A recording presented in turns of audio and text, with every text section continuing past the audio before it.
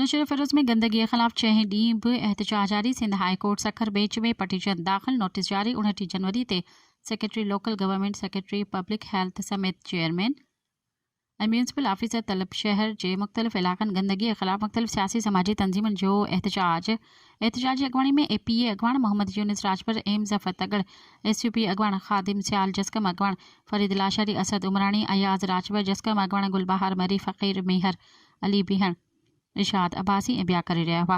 इन मौक़े ते अॻवाननि चयो त नौशेरा फ़िरोज़ जे नाअहल इंतिज़ामिया ऐं चूंडियल नुमाइंदनि जी लापरवाही सबबि नौशेरा फ़िरोज़ शहर 16 वार्ड गंदगी जो ढेर बणिजी विया आहिनि। सॼो शहर गंदगी जो ढेर बणिजी वियो आहे, जंहिं सबबि शहर जा मासूम ॿार ऐं शागिर्द मुख़्तलिफ़ बीमारियुनि में वठिजी विया आहिनि। नौशेरा फ़िरोज़ जा रोड रस्ता मेन चौक ऐं हेठियां वारा इलाइक़ा कब्रिस्ताननि ऐं स्कूलनि ऐं मस्जिदुनि साम्हूं ड्रेनेज जो गंदो पाणी बीठल आहे, जंहिं करे दुकानदारनि जो कारोबार बि ठप थी वियो आहे। हर तरफ़ गंदगी जा ढेर लॻा पिया आहिनि। शहर खंडरा जो ॾेख ॾेरिया आहिनि। म्यूनसिपल कमेटी जे 3 करोड़ खां वधीक बजट इहा आहे त पर उहा रक़म करोड़नि वाउचरनि ज़रिए हड़प कई पई वञे।